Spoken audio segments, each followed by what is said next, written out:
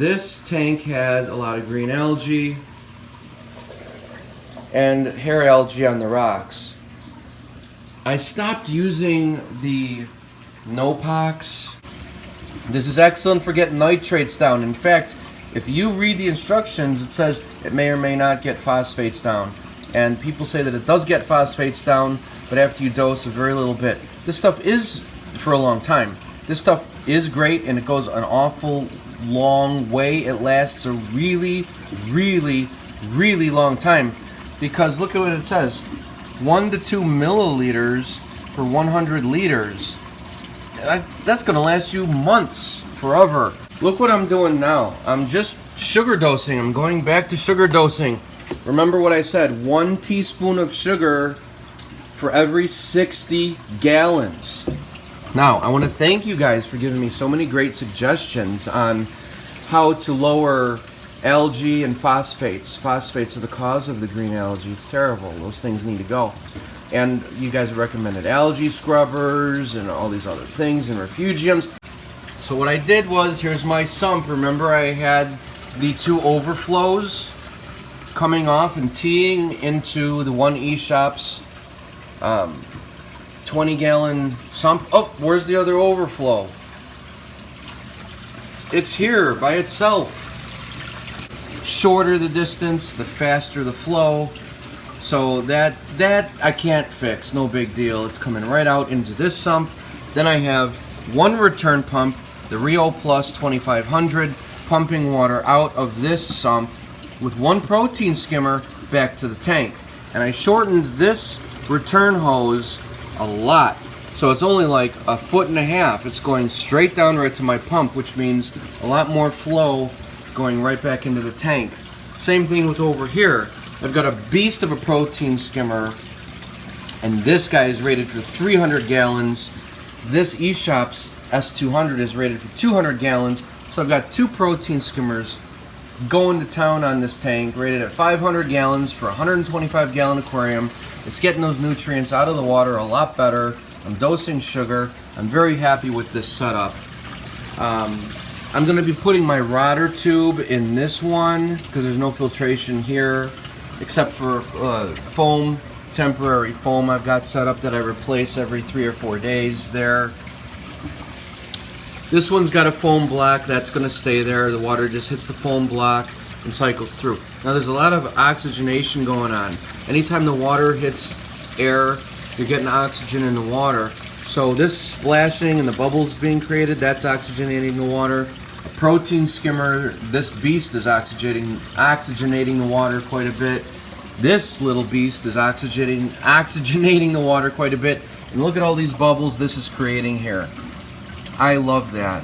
I've done an awful lot of reading with Red Sea Nopox products where people have seen cyano outbreaks and green algae all over their tank, literally almost overnight, after they used it for about a week, which is what happened to me. Even though the return pumps are the same speed, one was removing water faster from this sump than this one. That's the problem I ran into before when I had 2 sumps about a year ago.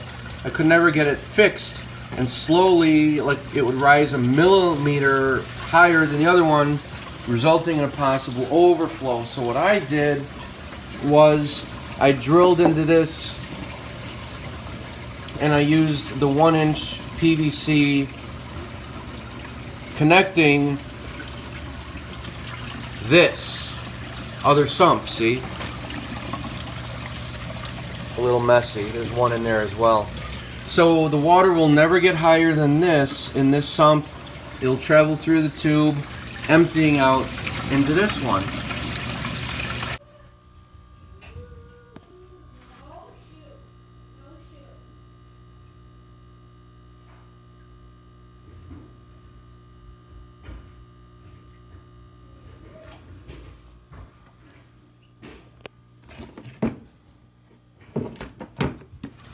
I rushed downstairs thinking quickly. We had some Rubbermaid containers. I emptied clothes that were being stored in them out.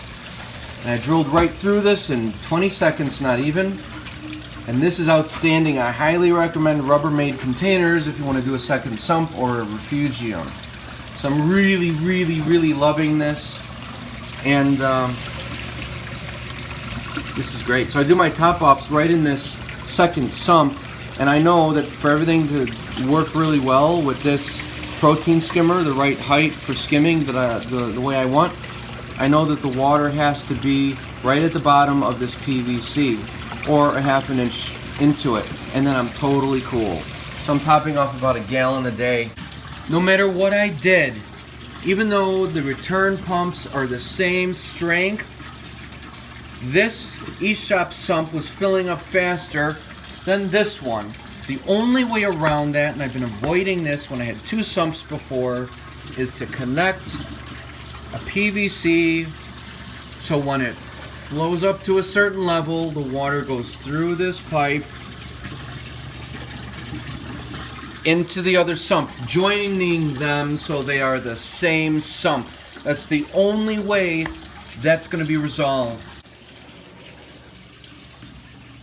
Outside I've got wet towels and a broken glass aquarium, so it's ghetto. And a pumpkin, so it looks like white trash lives here. This has been a nightmare of nightmares, a disaster of disasters. I lost gallons of water on the floor.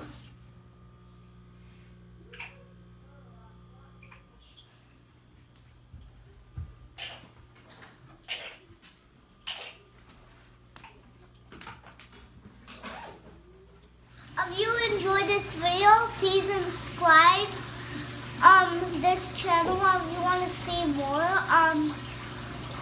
click the subscribe button right here.